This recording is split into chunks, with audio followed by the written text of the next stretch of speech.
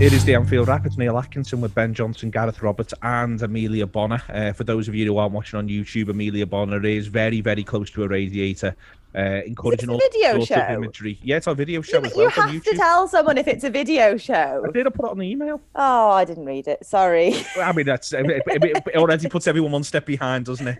It is indeed a video show, so you can get this on YouTube if you want to see Emilia Bonner doing a best Terry Waite and Brian Keenan impression. It is happening right now for you. But before then, we've got to talk about the Reds. We've got to talk about their trip to Leicester, which finished Leicester City 3, Liverpool 1. We've got to work our way through it, and I think the start of working the way through it, though, we're going to be all very, very honest and open during this, Gareth, is just how much this hurts at the minute, to be honest with you. The 10 minutes from 75 to 85, probably amongst the most frustrating I can ever remember watching Liverpool. It's in the top, it's in the top 5 of making you go absolutely bananas. And it's just horrendous at the moment, really. And if people are struggling, I can completely understand why. Yeah, I'm amongst the struggling crew, to be honest. For the first time ever, given what we do and all that, I just had to delete all my social media yesterday. I haven't looked at a paper. I haven't watched Match of the Day. None of that. I can't be asked. It's the only thing I've watched relating to the match, other than the match, was Jurgen's press conference, and I have to say that did not help. No. The manager looked broken in that. Looked like he was on the edge of tears. And he gets asked the question, like, are you conceding the title? And he sort of says somehow yes, and looks like he's going when he's saying it. And obviously he's been through a tough time personally, but that aside, what we're all going through around Liverpool, and it must apply to the players as well, it's just unbelievable. It just genuinely feels like everything's fucking against us. Everything's going wrong. The injuries is never ending. The rumours about another injury are always right. The press conference is always a negative press conference because it's about injuries. The game always involves another injury. Do you know what I mean? It's just unbelievable. I've never known anything like this, and I don't know a Red who has known anything like it. You always had like a reference point of, oh yeah, it's like Souness, or oh yeah, it's like Hodgson, and look, I know where we are in the league, and I know the context of what we've won and what this side has done and what the manager's done, all those usual touch points for when you're feeling a bit shit about it. But it's unbelievable, the shit the VAR. I don't know my arse with VAR because it bores the absolute arse off me. But I don't understand the big decision yesterday. I can see a Leicester limb ahead of Firmino's foot, and doesn't that count? No. We'll do that at length. The one thing I want to say, Gareth, in terms of what you've just said, and the reference points thing, I think is really interesting, because what I'm finding difficult is I've seen Liverpool sides that have to scrap it out for fourth. We've seen fucking loads of them, if we're all honest. Yeah. But one of the things about those sides is they're often not very good. One of the things I found really tough to take yesterday was they were good for 75. Yeah. They weren't perfect, don't get me wrong. Vardy could have scored a couple of opportunities, but they were pretty good. And that's one of the reasons why that 10 was as heartbreaking as it was that for 75, Liverpool, they're the better side. They deserve to be ahead. They scored a frankly beautiful goal, an absolutely drop-dead gorgeous goal that we'll all now forget. It's now scrubbed from all of our memories because it's associated with what comes next. And I think that's one of the bits that is hard to take, is that you get to see them put certain performances in at times. The great second half against Everton, and for the first 10 minutes against Everton, for instance, and then they get diddled by the VAR there. And that's what's killing me. I'm all right with watching a side that just trundles to fourth because they're fundamentally a bit shit. When I'm watching lads put the fucking heart and soul into it, give it everything they've got when you're playing your 5th and 6th choice centre-halves, that's where it kills you. Yeah, absolutely. I mean, in these situations, it's sort of the done thing, in football journalism to have an inquest. It's just the way it is. It would apply to any club. It's what all the big guns in journalism wheel out their obituary piece and then say what's gone wrong and decide who to slaughter. And we've had that all week, and I've sort of not been on board with it because, as you've just said, I've not seen a lack of effort from these boys. I've not seen like that they're not putting it in. I've seen some daft shit, even doing what I said I did and deleting absolutely everything. I saw comments before I went, and I was just like, what? You know what I mean? Like people talking about Klopp out and people talking about get the owners out and all this, and I'm like, it doesn't need that. It just needs something to fucking turn here, because they are putting it in. You know, I'm watching it yesterday, and I'm obviously, like, when I'm watching it, I'm thinking about what I'm doing for the post-match pint afterwards. And in my head, the conversation is going to be, they're good today, weren't they? You know, they grafted, they put it in, the press was good, they didn't let Leicester play, they created opportunities. Okay, Vardy hits the bar, but, you know, we have the one where Mo maybe can pull that out the sky and score before he miscontrols it. You know, there's a penalty shout in there as well. The goal, as you say, is absolutely tremendous. It's world class from Bobby. It's a great instinctive finish from Mo. It looked like it was done and dusted there on in, and that we'd done it. And then another mistake that you cannot calculate for, that you cannot prepare for, that you can't do a training session for, that is fuck all to do with the manager. It's just one of them, and no one wants to hear that it's one of them, because it's like, no, someone must be for blame, someone must be in the gallows, someone must have a noose round the neck. No one's to blame when the keeper and the brand new centre half run into each other, and you give a lad who never misses a chance to score a goal. You know what I mean? And then from there on in, you know, the heads have gone up. But anyone's fucking head would go in that situation, surely. It's like, you know, like, if the only thing I was puzzled by was why they didn't all look at the sky and go, oh, for fuck's sake, anything else? Do you know what I mean? On it, Emilia, if there's discuss the 75 and discuss what's working within the 75, but also what they could do a little bit better within the 75, and then we'll come to the 10 and we'll break it down, and then we'll go into what about heads going. To go into the 75, it is a great goal. It's a shame it almost needs a great goal. Like, the great goal should be the goal that makes it 2-0 or 3-0 by that point, because Liverpool have been, I think, by that margin, the better side. And that's, you know, if you want to maybe look at where they could improve in a general footballing sense at the minute, it's getting that cushion, it's scoring when you're on top, and the bang on top for the first half an hour of the match and they get nothing for it. And maybe that's something they need to think about. Yeah, you're right. And Robbo was right in the sense that it's what makes it much harder is how good you are for the first 75, and that you can deal with.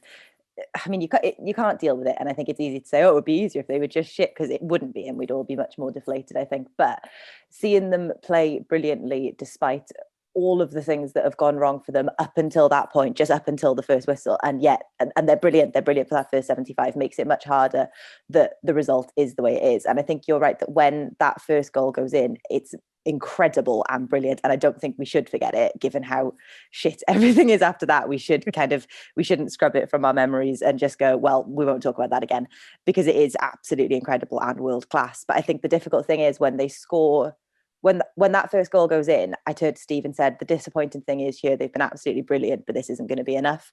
And you almost know, because of the way things have gone, and it has been the case in quite a few games now, that we're brilliant for 75, we're brilliant for 70 whatever, and then we just can't.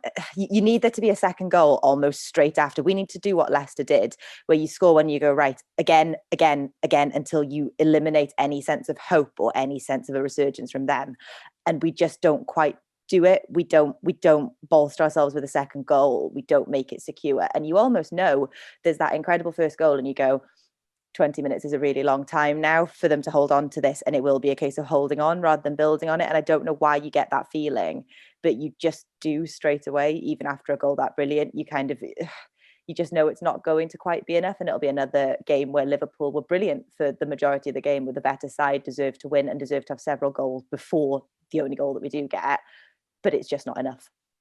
In amongst all of this, Ben, I think there's a little thing that we all do in our own heads with Leicester. And I don't think Liverpool Football Club do it institutionally, but I think still up and down the country, we forget that Leicester are the third best team currently. The table says that. They might be the fourth best with Chelsea. There's a conversation around us. They get a 2-2 draw with United recently. You know, you forget that Leicester are that good. And we pull them to bits, first 30, to the point that their gaffer's got to change the shape. I think this is one of the things that gets forgotten and has been sort of forgotten when people have been praising Leicester for the performance afterwards. As their manager, he sets them up one way, he has to change it after 25 because we keep getting in. And for me, it is that sort of when we are getting in there, there's the one that Salah puts across for Mane, and Amate just gets in front of him. He doesn't quite get there in time. There's another couple in there as well. Liverpool have loads and they have chances, really good chances, and then they also have chances to create better chances. And you are just left a little bit feeling like, lads, this is where, when you are that on top in a game of this magnitude, you've got to at least get one to then be able to get the bridgehead, to get the foothold, to then turn that 1 into 2 at some point later in the match. Yeah, I think the issue, one of the main issues this Liverpool team are struggling with at the minute is it's a lack of ruthlessness. Not just at the back, because that's obvious, because you're bound to have no ruthlessness there because you've got none of your first team players available apart from the keeper. But going forwards, the reason this Liverpool team is so good is that for the last 3 years, they've figured out how to be utterly ruthless at both ends of the pitch.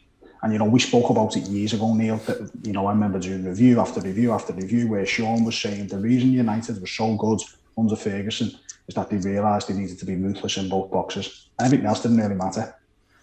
And we figured out how to do that. And I think what's happened this season, the implications of all them injuries, it's killed us at the back. But it's also, it almost means that, I know you said we weren't perfect for the first 75 minutes, but we almost were. Yeah. Do you know what I mean? We almost were absolutely perfect. They get in once from a slip. Okay. And they hit the bar. And maybe it's offside. And they get in one more and Alisson makes a great save. But aside from that, Liverpool's shape is practically perfect. It completely nullifies Leicester throughout the match. They cannot play footy. The commentators, over and over are saying Leicester need to start playing footy. And the problem with the commentating is they don't say why they can't play footy. Do you know what? They're just not playing very well. Or maybe someone's forcing them to not fucking play footy. Maybe they've ever thought of that. Liverpool's shape was perfect, practically. But I think the problem we've got now is that everything's got to be perfect in order for Liverpool pretty much to win a game at the minute, the way it's going, because you've got so many injuries, you've got so many things going against you.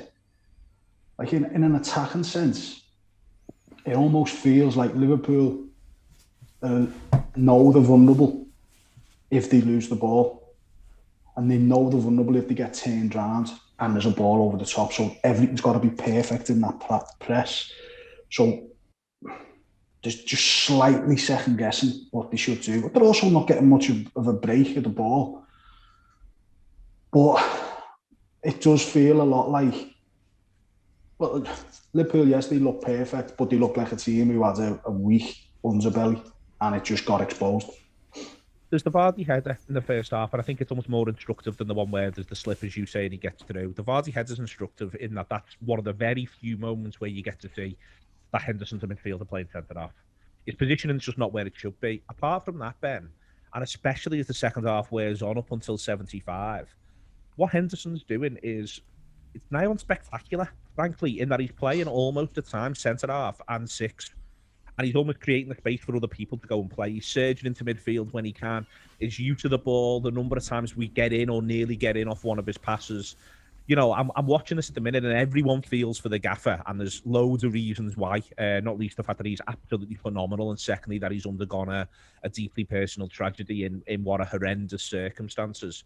But I'm also feeling for the captain, who I think, is the Liverpool player across the last sort of 6, 7, 8 games who has been repeatedly outstanding. And I thought the same again yesterday. I thought he was absolutely tremendous. Yeah, he was. And I think, imagine the frustration we've got and the manager's got. You hit the nail on the head. He must have that same frustration, because I think not so much yesterday, I think one of the main issues that we've had against City, one of the main issues we had was a lack of mobility in the midfield. And you can see, if you watch Henderson over the last 3 or 4 games, every time you cut to him, he's screaming at Thiago, screaming at him. Not for any other reason than he knows where he would be if he was playing in that position. And he's like, lads, you've got to get across. And I think he's almost trying to win us the game by sacrificing himself. And yet Liverpool are nearly perfect for 75 minutes and still don't win the game. I think there comes a point whereby you've got to look at the impact that that moving Henderson out in midfield is having on the rest of the team. It's weakening us in two positions. We were a side built over 3 years to eradicate weakness. You know, if you think back to the progression of this team, we got Sadio Mane and we had Coutinho, and we struggled slightly against the low block. Remember getting beat by Burnley 2-0 away. Coutinho had about 50 shots. It was horrendous, yeah. It was horrific. And so year on year we improved. We got Salah in, we went mad in attack, but we still had a weak underbelly at the back, and we would occasionally just go berserk in matches. Porto away. It was a Porto we 3-0 up, and I think it went to 3-3. No, Roma. You think of Roma? I can't remember who it was, but there's a few where we're cruising in Seville. It might have been. Seville, Seville, spot on. We're cruising in games, and then we've got a weak underbelly, got a keeper who can't pull you out the shit, and we've got defenders who now and again knock off. And when that happens, our mentality goes. So we bring in Virgil, and we become a team that's less. It's less mad. It's more controlled. The team that wins the league is a more controlled football side.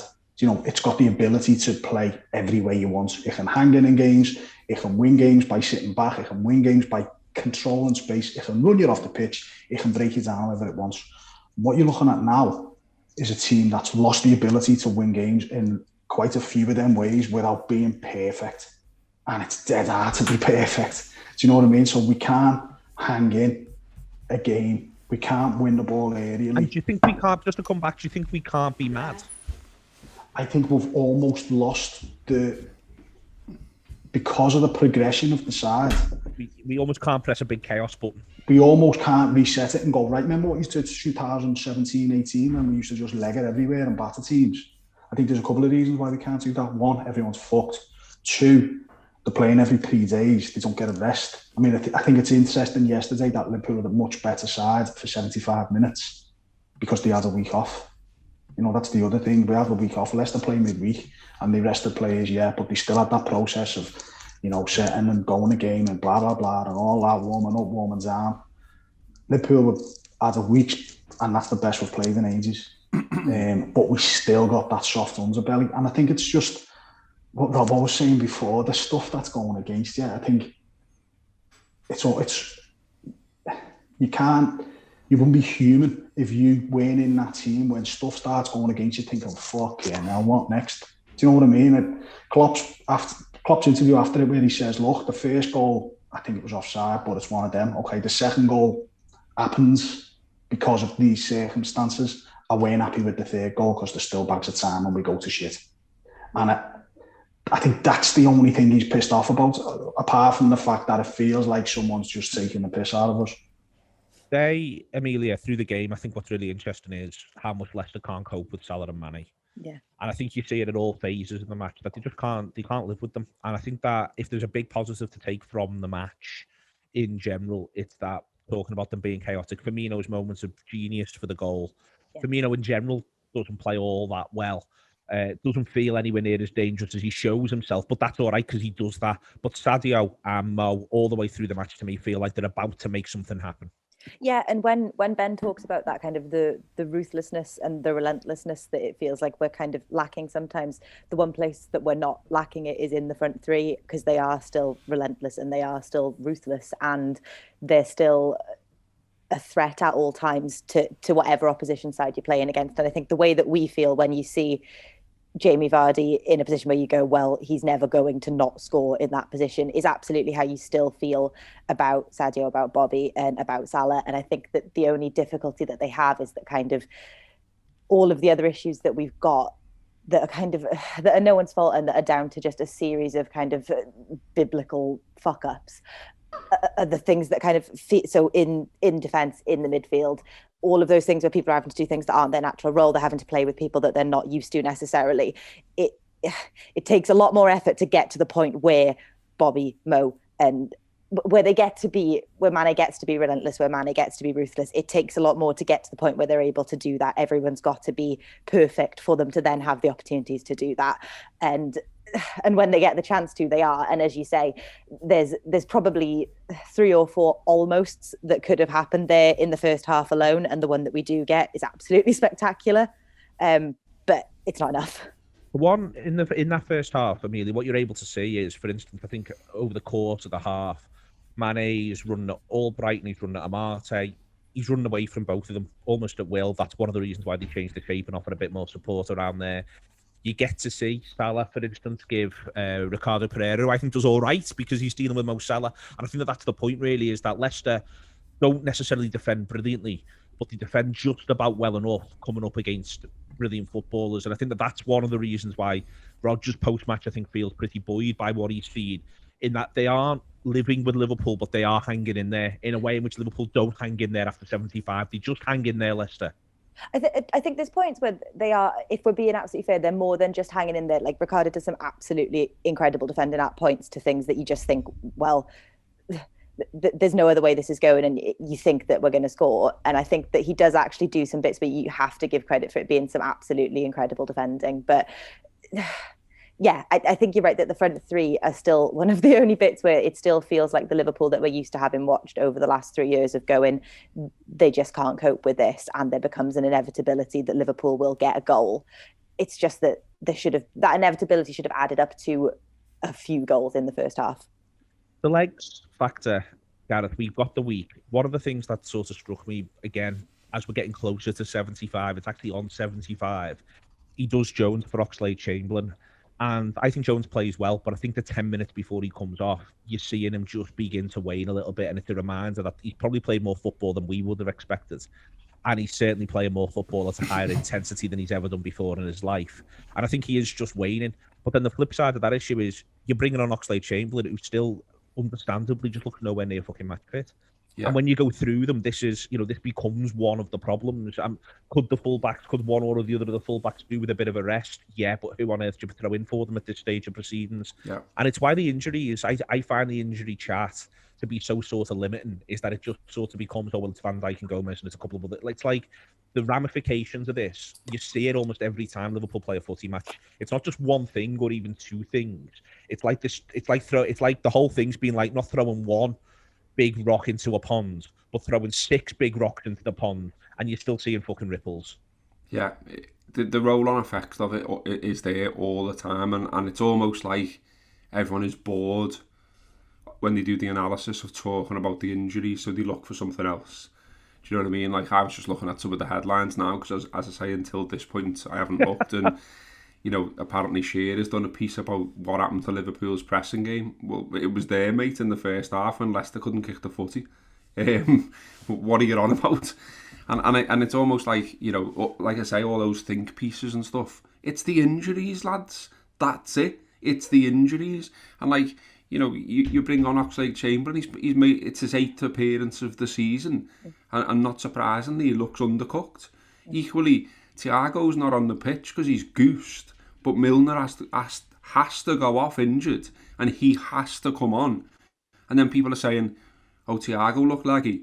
Well, yeah, the manager knew that, mate, but he didn't have any other choice. Do you know what I mean? And it's like this sort of search for why the manager's a dickhead, or why the manager's daft, or why Liverpool have done something wrong. It's the fucking injuries. And like, you can't talk about it enough, because that is the reason. Like, 17 centre-back pairings across a season when you played 24 games is fucking bananas. Like, who's ever dealt with that?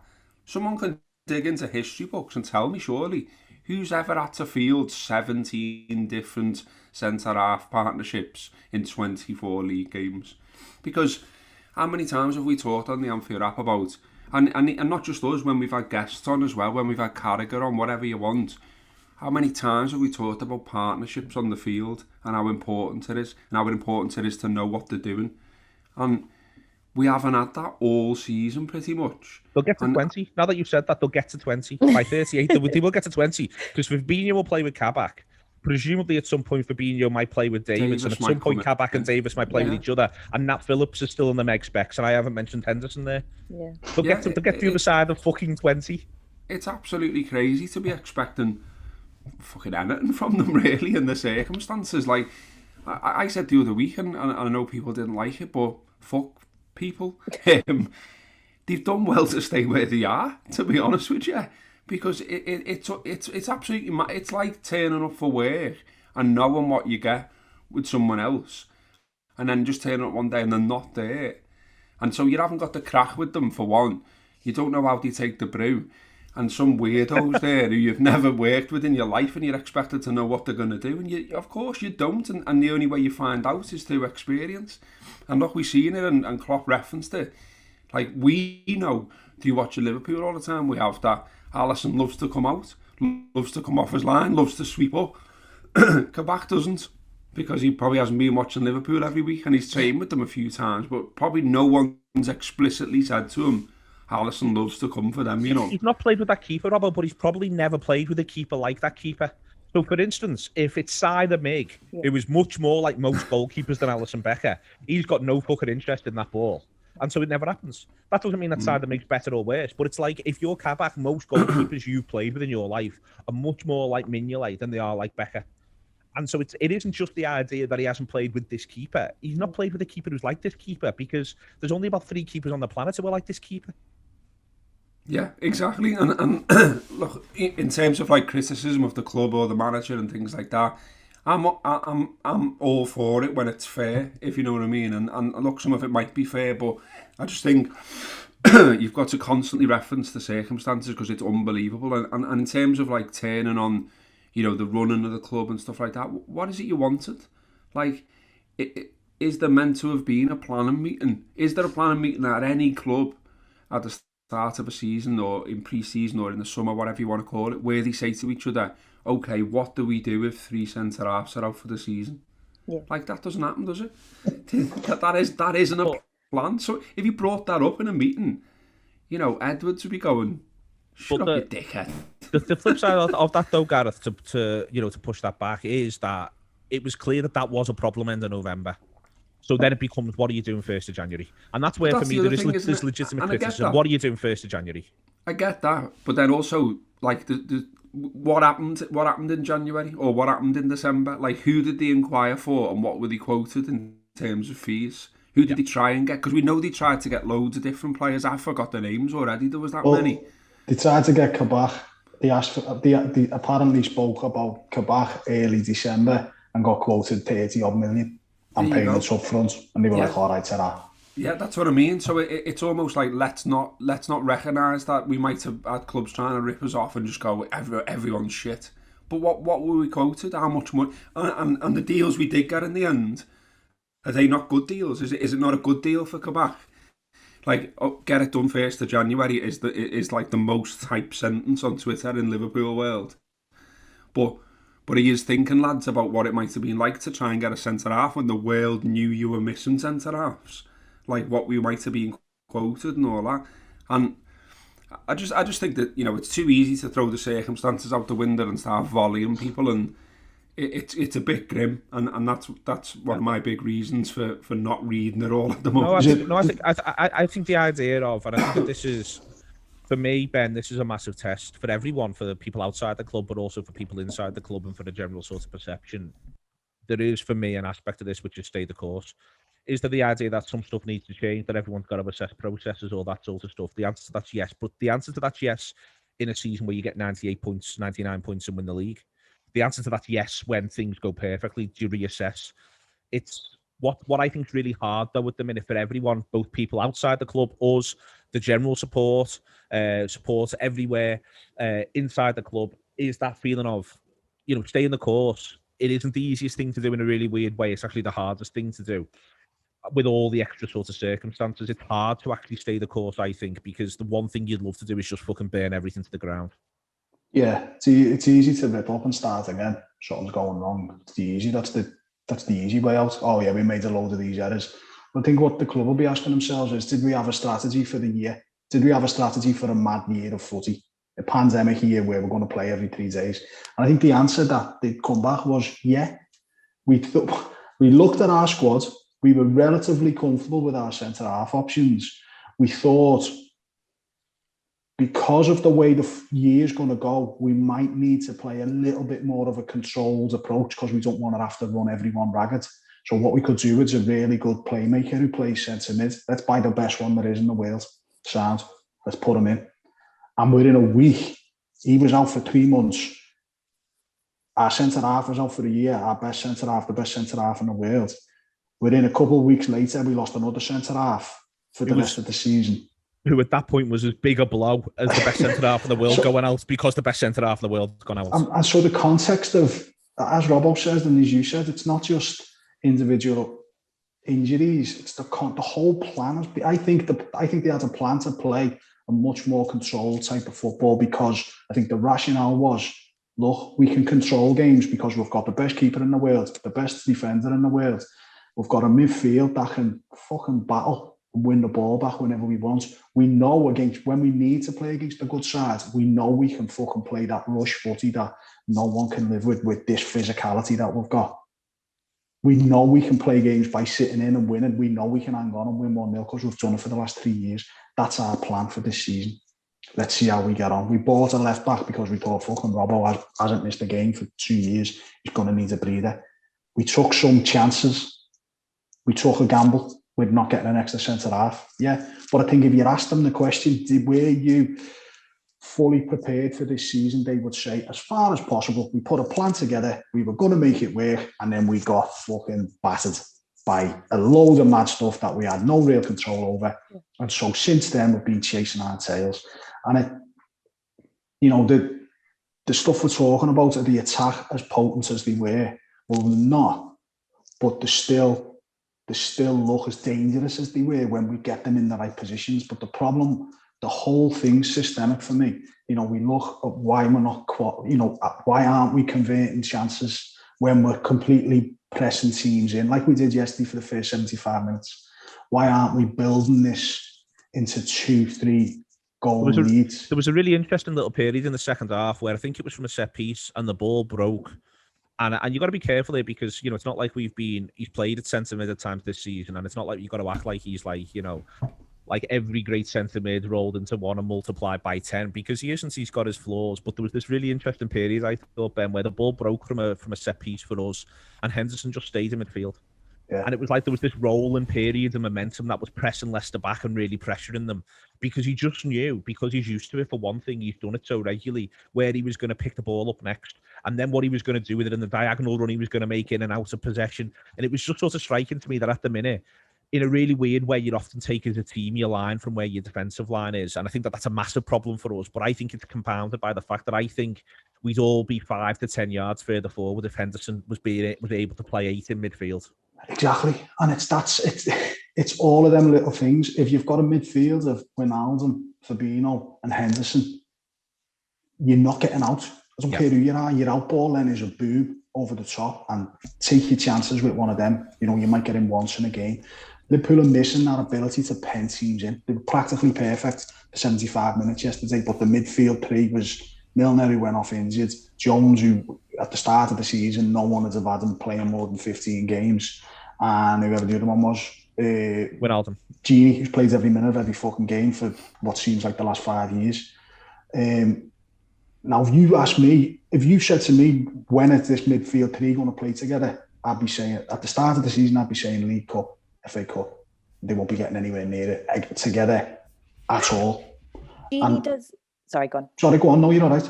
Gini does a good job of holding it together and kind of leading that midfield. And I think with Curtis, for most of it, I didn't think he was that great on the ball, but then he leaves and we fall to shit. So he's obviously doing something. Like he's playing into that collective midfield, isn't he? That together they are making something that, although it's not kind of what any of us want and it's not perfect, they're making something work from it. And then when Curtis is gone, you suddenly go, oh fucking hell, he was absolutely playing a key role in what we had there. But you're right, it's not. If you'd asked me when I would see those three players together, as you say, it's cup game at best.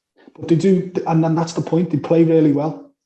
But the difference you're asking that team to do is that midfield plays at the best of its ability. Curtis Jones does really well in the game. Gini does really well in the game. Thiago, okay, he's the fouling, but he does all right.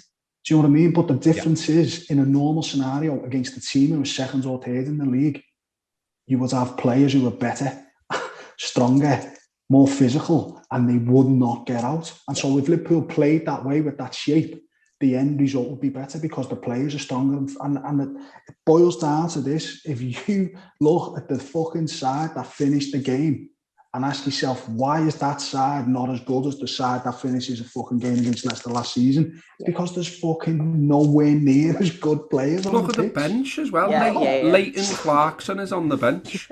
He's 19 years old and he looks about 10. And like, I don't know nothing about the lad. I don't find the time, unfortunately, to watch the youth team as I maybe should do.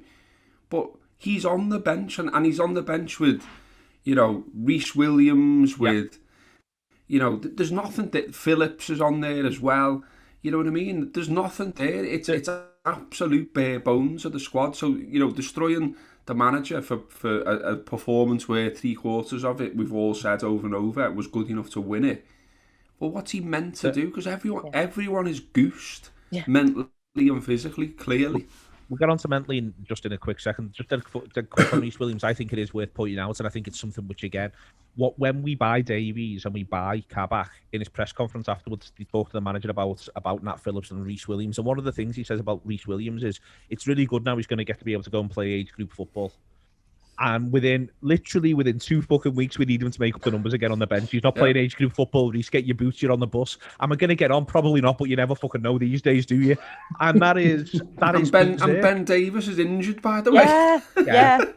I mean, fucking hell. Yeah. I don't know what we're doing to them. Anyway, on the 10 minutes, Emilia, and I want to be really careful here, not least because there's been some stuff recently with the referees where there's been, you know, supposedly threats made and all of that sort of stuff. And I don't want to add to that, and I don't want us to add to that, and I don't think we ever really have. We work very hard not to talk about the referees. But for me, this whole mishmash of all of this is the rub, which is part of the reason why the video assistant referee process exists, is because media outlets, obviously mainstream ones that have influence, not the Anfield Wrap, but all over the world, media outlets would focus on refereeing. And FIFA and UEFA and the FA and everyone wants to bring in the video assistant referee process. And that was part of to try to give officials a bit of a hand. And one of the things that's driving me mad, and it's why it's really important that I keep using the language of video assistant referee process around it, is a reminder that it's not a fucking robot. It's another referee. Mm-hmm. It's another human being. And in that for 10 minutes, I've looked at that over and over and over again, and I can't still, and this is not bias, it's nothing like that. I cannot believe that that's not being given as offside. I'm looking at it, and all the way through the season, a lot of this, as it's happened to, is Robertson late penalty, the disallowed Henderson goal in the derby. There's loads of examples where it's been relatively late in games, and it just hasn't felt fair. And I know some people, Emilia, feel that all sounds a little bit namby-pamby, but part of the idea of this is it's meant to have a sense of natural justice around it, where you get to go, well, fuck it then, it was one of them because of X, Y, and Z. And for me, that's what's been hugely removed, and it's part of what leads in to my head absolutely going by the time that game's 2-1. Fairness is the key thing, and I think that's the right word, because if it's fair, you can accept decisions that go in your favor and you can accept decisions that go against you, because you can look at it and go, if you put those two decisions side by side, it's the same decision, the same rules were applied, they have the same outcome. And what I find really difficult about that onside goal is that I have watched Sadio Mane score goals this season that are more borderline than that are ruled offside because a fucking armpit is looks like it's in the exact same place. And that's what seems difficult, is that I feel like I have watched the same goal not be given, and yesterday it is. And I think that's the hardest part, is that you don't mind the rules if you know that they're being applied the same way to everyone else, but it's the inherent sense of unfairness. And if it's not going to be fair, then let's just go back to it being one man's entirely subjective, or one person's entirely subjective perspective on it. And that's fine. And we accept that sometimes it's fair and sometimes it's not, because it's just one person making a decision. But the entire point of this is that it is meant to be fair, and it's meant to rule out that kind of, well, I don't know how they thought it was that, because from the angle I was looking at it, it wasn't. And I just think if it's not going to be fair, there's no fucking point in it. So just get rid of it. It's nose to grindstone stuff with me, Ben, that offside, in that I genuinely have looked on the computer I'm currently recording this on, another computer and my phone and literally put my nose up against it to try to see how on earth this is this. And I know that there's camera angles and that's a thing and all of that sort of stuff, but this is just the point, and this is why it sticks in your craw to such an extent, is you're left feeling really weirdly, because it's the thing that shouldn't happen. You're left feeling absolutely fucking robbed. I think it's because, I think you hit the nail on the head. If it was a robot and it was an automatic thing, like Hawkeye in tennis, the fucking ball's out, or if we think it's going to go out, so it's out. Tough shit. That's it. And I think whether or not that decision is right, because I think, you know, it's easy to sound like a fucking, you sat here like you're a loon and you think everything's going against us. And it might be the case. We might be getting had off by a fucking cabal of referees raised by Alex Ferguson in a fucking, you know, experiment for fucking 25 years. I mean, that is possible and we shouldn't rule it out, John. We're not ruling that out. There's no evidence to suggest that that's not the case. But anyway, there might be evidence, but I haven't seen it. Anyway, I think because you've got a human being who, as far as I'm concerned, is a Liverpool fan, and as far as every fan of every club is concerned, ex-referee doesn't like us. You know, that referee hates us. This referee hates us. Oh, we haven't got him. You know, you see it every week. You know, certain referees have certain issues with certain clubs. I think someone played the other week and they asked for that not to have that referee again because they always have trouble with him. Whether they believe that referee's inherently biased against them or not, whether he is or he isn't, I think the issue boils down to that you've still got a human being deciding the exact moment the ball has left the foot, and then deciding with some lines on a computer that, okay, well, that one's right that I've made. It's not that frame before, because look, it still might be touching the foot. It's this frame now where it's, so that changes the whole thing. And I think ultimately, as long as there's a human involved in that process of pinpointing when them lines are drawn, then it's open to question. It's open to, well, hang on, you wouldn't have made that decision if it was Man United, or you wouldn't have made that decision if it was the other end of the pitch, or whatever it is. Or you might not have made that decision if you hadn't just ruled out a penalty a second ago. Exactly. And so because of that, whether it's fair or not, you've got this, it's shrouded in doubt. Do you know what I mean? It's shrouded in the, you know, you can sit here, we can reasonably sit here and say, these bastards, these decisions that are going against us, it's a conspiracy. We can reasonably say that given the stuff that we've seen. Mane's offside against, you know, the offside against Everton, as opposed to that one. And I think that's always going to remain the case with VAR until it's either a robot. And, you know, frankly, the quicker the fucking robots are in charge of the world, the fucking better, by the way. But that's a separate matter. Until it's a robot, or it's crystal clear, then what's the point? Because all you're doing is muddying the waters with another bellend who's making a fucking judgment. And sorry, just one more point in relation to the offside. For me, you know, I used to play centre half and I was crap and I was dead slow, and offside was one of my big fucking things. But because that was the only weapon I had and I couldn't do it, by the way, I was woeful. But an offside for me is a moral decision. It's got to be. You know, let's say the referee's right. Firmino's foot is over there, by the way. He's not balanced. That foot can't impact this game. He's using it for balance. He's not using it to gain an advantage to defend. He's using it for balance. That cannot be a fair decision based on something that he can't impact the game on, being in line with someone else who can impact the game. You know, I always go back to the one when City got beaten in the Champions League by Tottenham and Aguero was offside coming back from an offside position by about 1 millimetre or 5 millimetres. That is not a moral offside decision that should be given, because he's not gaining an advantage from coming backwards. He can't be. It's not like he stole one on the defender and the defender doesn't know he's there. He's literally next to him. He's just slightly behind. He's coming back in. So for me, offside's got to be, have they gained an advantage from standing where they are? Yeah, they have. Fucking offside. And that is why the offside rule used to fucking work, because a liner would look down the line and think, has he gained an advantage? Yes. And 9 times out of 10, he'd get it right. And you know what? When he got it wrong, we'd go in the fucking booze and we'd say, that fucking linesman, he's fucking robbed us there. And so what? He got over it. And this now, just as you hit the nail on the head, it doesn't feel fair. But I think the point to note is it can't feel fair because there's still a human judgment. Yeah, and so it's pitched as definitive, isn't it? It's pitched as though the technology is giving you the answer, and it's not. You know, you've literally got like there's 100 extra, there's 100 ex-referees like absolutely laughing their heads off that they're getting a job on all kinds of media at the moment, and one of them's Peter Walton. And he literally goes yesterday on the commentary, you know, they can only work with the broadcasters' pictures. And I'm going, I know, mate.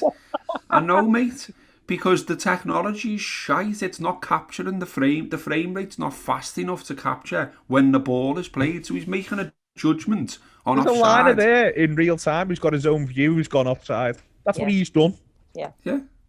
And I just accept pitching it as definitive when it's not definitive is mad. Like, where's the margin for error? Like, I've talked about it before, but in the Dutch league, there's a big margin for error built in, and they just go, well, when it's that tight, we're just going to go with the linesman's decision. We're not going to fuck around pretending we know what we're doing with this frame rate, looking at a picture that might be wrong. We're just going to go with the linesman's original decision. Do that. Fucking do that, and then we're back to the situation that Jono's talked about, where you just go, all right, well, he's looked at it in real time and give it. You know, he's done his best, honestly.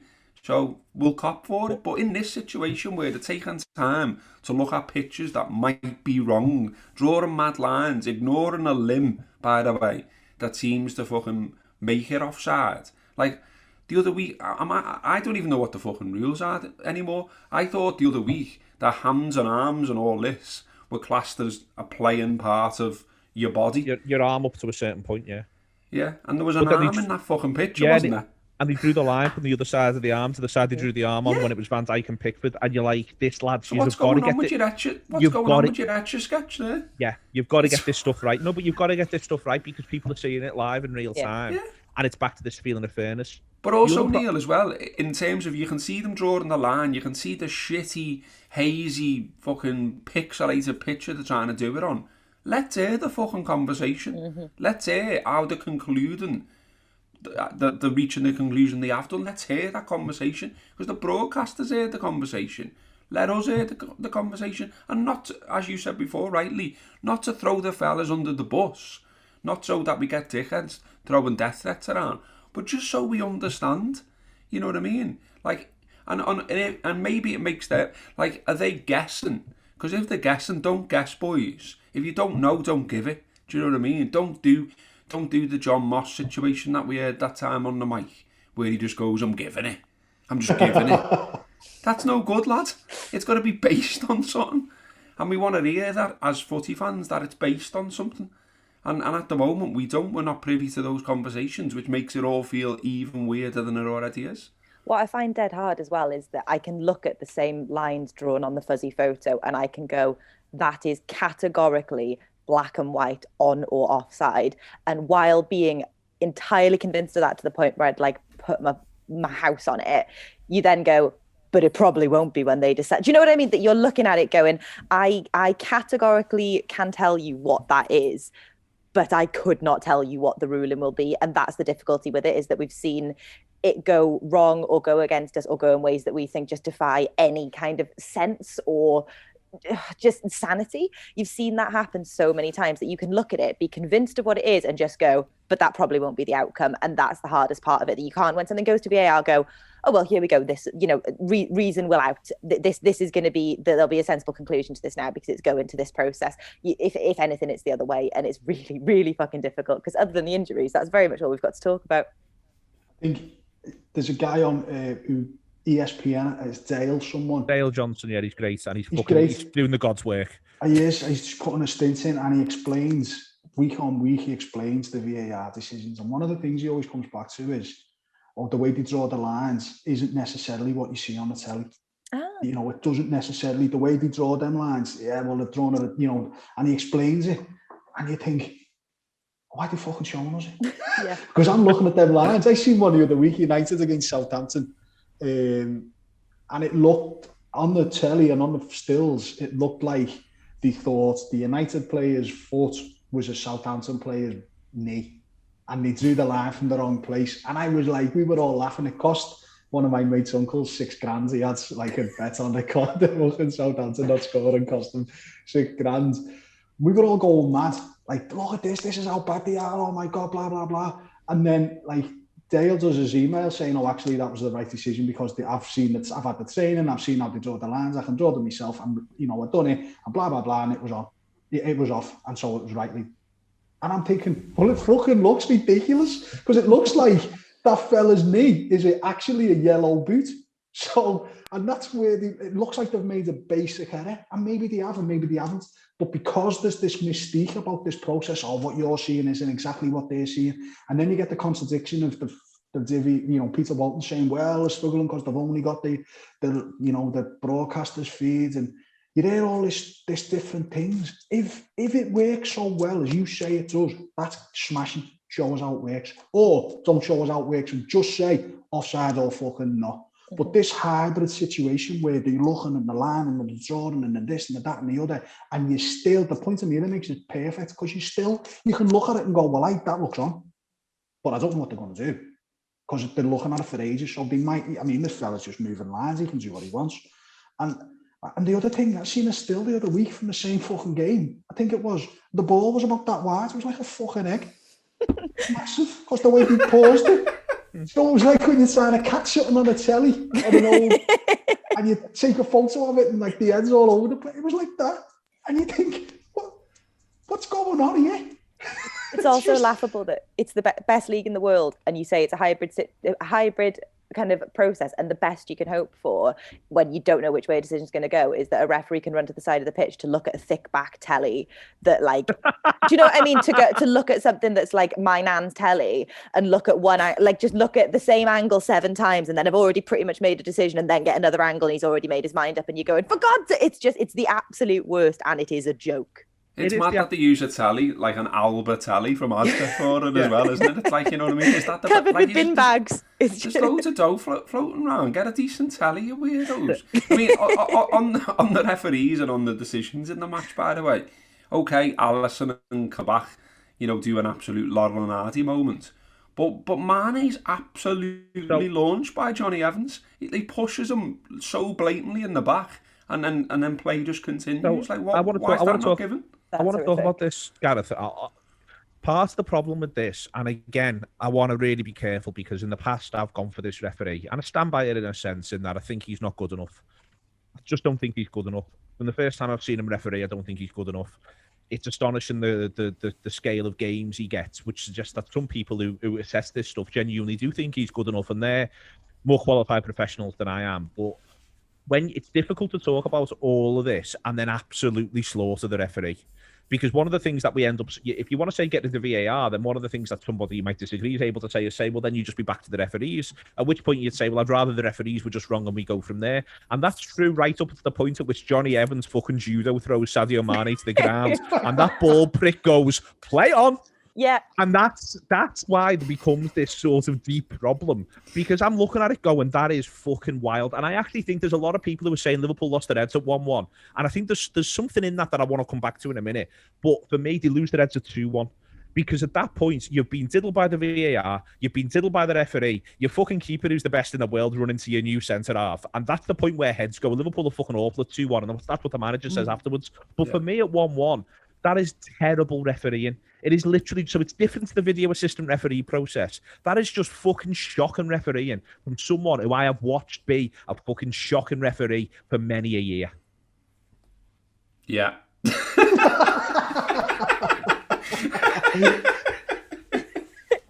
Yeah. I'm genuinely livid. Like every time I keep seeing, like someone will just put a video of it up. You're right to be off social because every now and again a video will just come on my timeline of Johnny Evans going, he does it right in front of him as well, and genuinely, like if you do that in a McCooley's, you're getting kicked out of the McCooley's. Do you know what I mean? And that should be the absolute bar of just like you. It's flagrant and it's so obvious and it's right there, and it made me. Everyone stops as well, like including Evans, like everyone stops for a minute and goes. Everyone on the pitch, everyone on the pitch, bar the referee goes free kick. It's one of the first things you get taught when you're a kid. Playing footy, defending, don't put your hands up.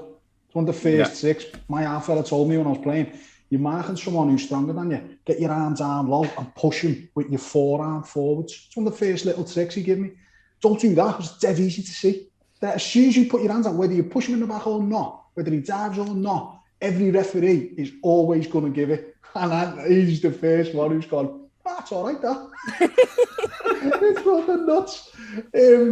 But I think the referee, I'm all right with referees being shit and Liverpool getting zeros if there's no VAR. I'm fine with it. But I think the problem with referees, I think it boils down to the decision that Mike Dean makes. And I know he gets a load of death threats, and it's, you know, obviously, you know, that's fucking wild and all that, carry on, that goes with it. But I think it's not him. I think the explanation, I heard Kelly Dalglish after the game said, one of the things that Mike Dean got told that they heard, which Robert was saying before, we should hear it, was that when Souček moved his arm and accidentally elbowed Mitrovic, he had a clenched fist. And so that changes Lee Mason's perspective of what he meant to do because his fist was clenched. Now, if you're going, like you are either, I think they've got a very difficult job as referees. So either one of the two things has happened. They are so pickled that every decision is getting scrutinised to such an extent with VAR, even more so now. Yeah. That they're looking at things that just aren't there. Or they've never played footy and so they don't fucking know. And I think it's probably somewhere in the middle. But the idea that Souček meant to elbow him just because his fist was clenched was bananas to me. But I think what it tells you is it shows you a massive insight into how these fellas see the game.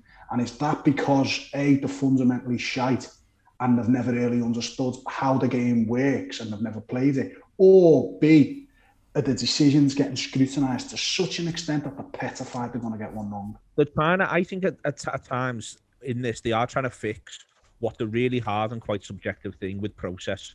So what's happened is someone's written a guideline somewhere that says, if you see a bit of an elbow and there's a clenched fist in there, then X. And he's fallen back on that and gone, well, this, and I've got to assess this, and et cetera, et cetera. And I think there's times where trying to fix things that are subjective by building processes around them in all walks of life is actually a little bit dangerous. But within that, though, and this is what I fall back to, but he just fucking shoves them in the back and you don't give a free kick. And this is why it's difficult. You know, like, I'm trying to be sympathetic, and I genuinely am, and I'm trying to say it's a difficult job because I genuinely think it is. And I'm trying to remember all the times I've been a bellend to officials, which, by the way, are legion. And it's quite, you can write quite the catalogue of me being a bellend to officials throughout, you know, every single aspect. But he just pushes him in the fucking back, and you look at it and go, that's fine. But also, it's a player who increasingly across the last few weeks and months I've seen get fouled over and over, and he's not getting them. Yeah, no one in the Premier League gets fouled more than Sadio Mane, and no one gets less of them given to them than Sadio Mane. And it's something that we should be having a conversation about because it's fucking not on. And Sadio just seems like it's not that he's not noticing it, and it's not that he's not shouting for them, but he is just being routinely ignored. Yeah, he gets lashed to the deck a few weeks back in a game. Gets thrown to the deck. You've got lads with their arms around Mo Salah's neck week after week, not getting fucking given. And this is where it becomes, I want to stick up for you, and I want to conclude, I'll get into the video assistant referee, I want to conclude that. But simultaneously, I'm watching these fellas and I'm just going, this just isn't good enough, lads. It just isn't good enough. And if that's not a bias thing, he literally just pushes them over.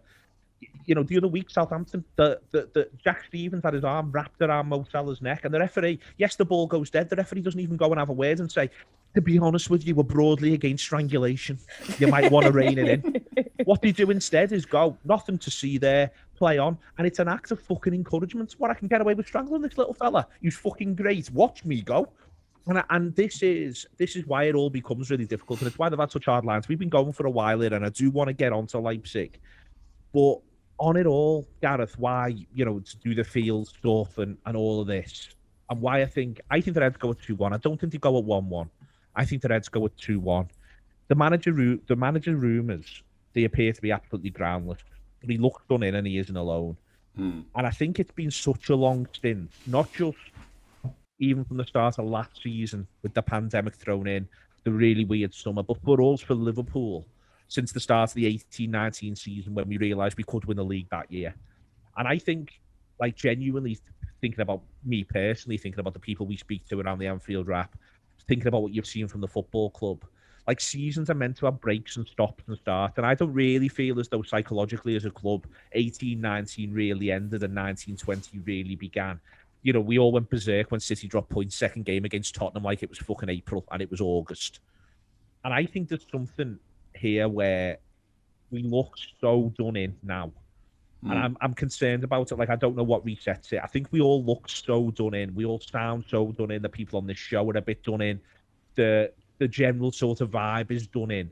And I'm not quite sure what you do about it, because it just feels like it's, as I say, I can make an argument that, you know, you go back to November 2018 is when the intensity of all this has started. And it just feels like such a fucking slog. And there hasn't been a proper break for anyone. And now the poor fellas had to live through all this. But there'll be the players there who've been living through all sorts as well. And it is just feeling like it's so on top. Yeah, absolutely. I mean, look, life's shit. Like let's not sugarcoat it. It's absolutely crap. Living through a pandemic for everyone, no matter how much money you've got in the bank or how big your house is. And it's crap for them. All the stuff you can do with that money ordinarily, they can't do. You know, they just it's game after game after game.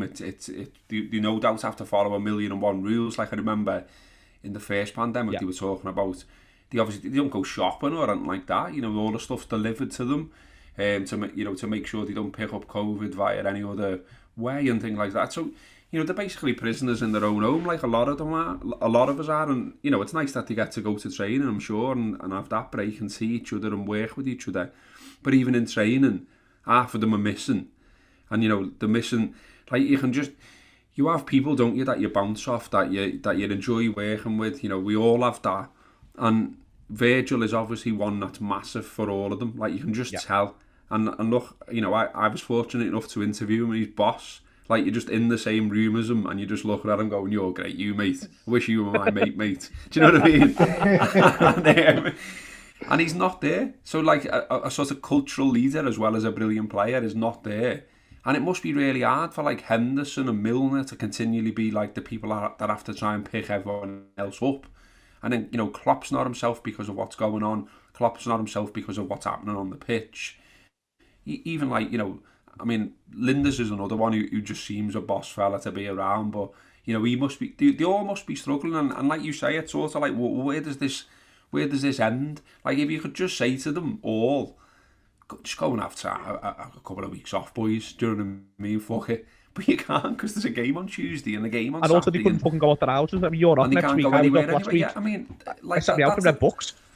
That's the thing. It's like, sort of, you know, all the stuff that people are saying and suggesting when they look at Liverpool. Liverpool will have thought of it. Like, oh yeah, just give the manager a break and put Pep in charge. They will have thought of it. They will have talked about it. Klopp can't go anywhere. Klopp can't go to Germany, as we know. And what's he going to do? Just sit in his house and feel sorry for himself? He probably doesn't want to do that. I don't know. I'm not him. But I'm reading between the lines. So it is incredibly hard. And I think, what, you know, from our perspective as fans as well, you know, we're all bonkers about footy anyway, aren't we? We're all a bit mad about it. We all, you know, you have done shows on it, talked about how mad we are about the game we love and all that. But even more so during these times, it's like, it's the only bit of light, and then someone's fucking smashed the light and there's no more bulbs available, and it's like, fuck me, like, I haven't got anything here. Do you know what I mean? Like, the bit of me week that I was into, the bit of me week that was the escape from the shite, that shit as well. And it's like, fucking hell. And yeah, I don't know where it ends, and I don't know how they do the mental reset. I mean, when you were just saying there about sort of, you know, what they've missed out on, the normal pre-season, the normal summer, even stuff like, you know, the stuff, and we enjoy it as well, of course, you know, getting to go to like America or Australia or somewhere, and it's boss, and like people absolutely love Liverpool and they're made up you there and all that. That must be brilliant for them. You know, we always have the conversation about it's a bit mad that they go that far and jet lag and it's not ideal and blah blah blah, but it must be amazing as well on the other hand to see all these people in a nice lovely hot place going, your boss, your boss, your boss, and they haven't seen anyone. They've just been turning up to empty grounds week by week, getting shitty VAR decisions. Everyone's fucking injured. The boss is having a terrible time. There's no fans in the ground. There was for a little bit and then they took them away again. And it's like, you know, there's a performance psychology, like it's a thing. Like if you're a performer, you want a fucking audience to perform in front of, and they haven't got it. And like someone like, are you telling me Bobby? Have you seen Bobby's teeth? Have you seen the way he dresses? Have you seen everything about the man? He is a performer. And so if his performances, as an example, drop off because there's no crowd, then that's psychology, that's life. Like he can't just go to himself, oh, I'll just pretend there's a crowd there. Because you'll look a dickhead, because you can't go and scream at a seat, but you can go and scream at a fan. But you can pick up the corner flag and play it like a fucking guitar, can't you, Robbo? Oh, what a bellend. Honestly, for that alone, 10-game ban. Well, without fucking about, I'm pretty sure it's a yellow card, and he didn't fucking get one. I checked before. Yeah. I'm pretty sure it's a yellow card, genuinely. And he didn't get one because, you know, you can look at the fella in the middle. Emilia, I think just to sum it up, begin to look forward to Leipzig to an extent. But a lot of people are done in right now, and I'd love to do a bit of it. It'll be sound in a week or two, but that could just prove bollocks. Everyone's done in for the reason that go way beyond football, for one thing. Like, everyone's got a bit of a wound that's bleeding. But for Liverpool supporters, and frankly this team at the moment, football's using sandpaper to clean the blood. Yeah, I was waiting for you to get bleaker then, but that was the end of it. And then a seagull shits on your head. No, you're absolutely right. And I think the difficulty, as you say, is that we can't look forward to the next game. We can't go, well, you know, put that behind us, on to the next one. You know, you can't do that because you've got a team of injured men limping on to the next one. You've got mental fatigue abounds, and it's just really fucking difficult. And I think it would be nice, as Robbo said, it's normally the thing, or it's traditionally the thing, where we've all been able to go, well, life's shit, but we get to watch Liverpool be boss for 90 minutes every single week, or 2 times a week. And I think that although it's shit to kind of feel like the league's not happening this season, you'd kind of get to go, but we really enjoyed when we won the European Cup, didn't we? So we could enjoy that again. But the difficulty is that you're looking forward to it and going, but I don't know how, with that many people injured and with things as difficult as they are, you can't really look forward to a bit of light in that either. And that's the difficulty. That's going to be the trick for them, Jono, in that in other seasons you get to go, right, okay, we're getting diddled in England. Sound. Okay, let's reset. Got a big away in Germany to come, and let's just focus in on that and put our brains in on that. It's different competition, feels like the video referee is less involved. I might regret saying that. But even with this, like, we're not playing Leipzig in Leipzig, we're playing them in fucking Budapest. There's every chance the return fixture won't take place at Anfield. At some point, there'll be an away goals diddle in amongst this, where both legs are played in neutral venues. When we kick the first leg off, we don't know about the second, by the way, on an away goals diddle. It might be at Anfield, it might not. Is there an advantage, or isn't there an empty stadium? That's also a question. It's fucking berserk, frankly. Like, it's not. I'm trying to clear my head here, and I'm failing miserably. If Emilia Bona wants me to get bleaker, then she's just got to hang on after this call finishes, because we can really go into some deep places. There was a point yesterday where on these messages, the last thing that Jono would message me was, it's a Ben Johnson, and underneath it said, struggling here. Because his last message was trying to get on a call and he was struggling, but it just had underneath every time I put my phone on and looked at that app, it was Ben Johnson struggling here. I was like, fucking right he is. It is Ben. They've got to find a way, basically, to hang it in Europe for as long as they possibly can. And I do feel like normally in these things I'd say, hey, pick me a team. But it's a bit like going, well, who's fucking fit? But if they could just score, not in Germany, in Budapest, if they could just score to get a score draw over in Budapest and then get them back, possibly to Anfield, if not also in Budapest, then you never know. And we could make the last 8 of the Champions League. And by then, a few more might be back and they might be in better nick. I think the one trick left that Liverpool have got, the one thing they've got is to be able to say, look, let's reset. It's different. What you just said, it's a different competition. Blah blah blah. They get the novelty, and to be fair, it's a fucking novelty these days of literally getting on a plane. They haven't done it for fucking ages. They used to doing it every week.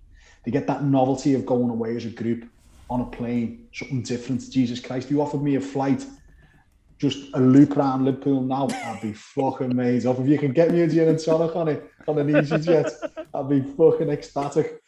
But they get that novelty, and it's, you've just got to hope by hook or by crook they can get a result, whatever result, a win. Well, it's not beyond the realms. Liverpool can play perfectly. You've seen Leipzig be great. You've also seen them get whacked against United. Yeah.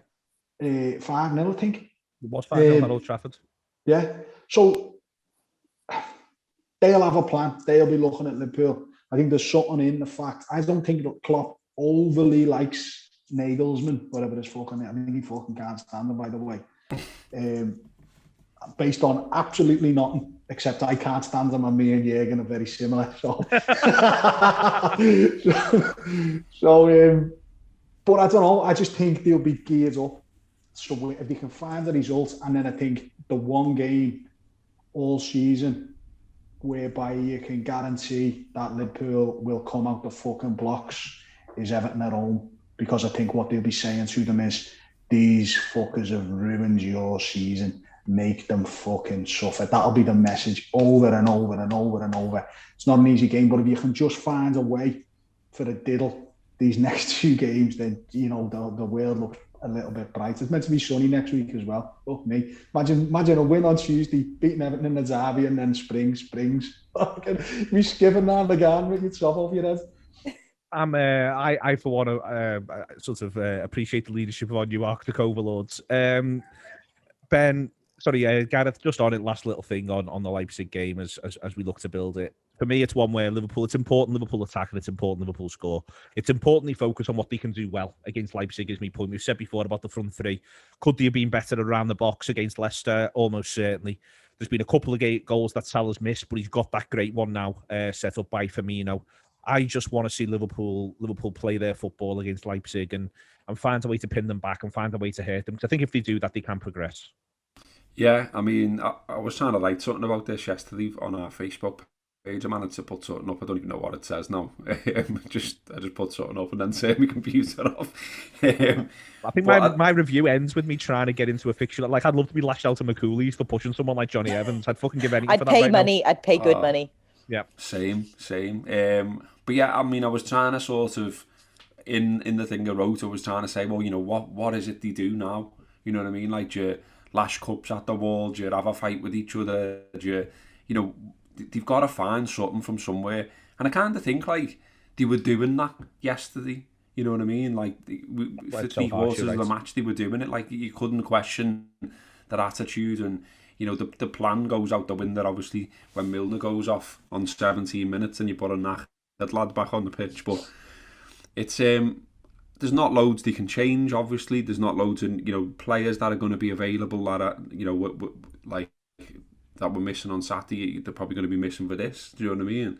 So it's sort of this constant go again. But it's in them, and it's 100% in them. And the weird thing that sounds mad when we're on the run that we're on we're churning out bottom 6 form, but we're not playing like a bottom 6 team. Do you know what I mean? Like, there's patches in every single game where you're like, go ahead, that's Liverpool. Yeah, that's it. Do you know what I mean?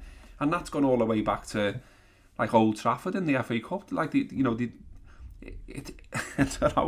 just a continual pisser the way it goes, and things keep happening, and it's just like, fuck off, because it feels so close. You know what I mean? And obviously we had the Tottenham and the West Ham games in there, and they're getting lost now because there's so many fucking defeats. But yeah, they just got to knuckle down, haven't they, and go again. No one can say or do anything else. They just got to dig in and just back themselves that it's gonna come. You know what I mean? And Mo's a match winner. Firmino's a match winner. There was loads of talk about Mane, I thought, yesterday that I saw. And like, I get that there's frustration that we're not seeing the absolute, best version of Sadio. But again, I don't feel like he's not putting it in. He's having a go. He looks like the fella I know and love. Do you know what I mean? He's knuckling down. He's trying to play himself out of it. He's not like, like his shoulders and his head aren't gone. No, I thought he was fine. Yeah. So look, someone I'm hoping, like, based on fuck all, to be honest with you, I haven't got anything for you, but I'm just hoping everything goes right one day and we thrash someone, and maybe it'll be Leipzig. I fucking hope so. Please. Fucking hope so, please, should be the title of the show. It probably won't be. The marketing lads want something that flies and does well on SEO, but I fucking hope so, please. Thank you very much, Gareth Roberts, Emilia, Bona, Ben Johnson. It's been the Anfield Wrap, and I just fucking hope so, please.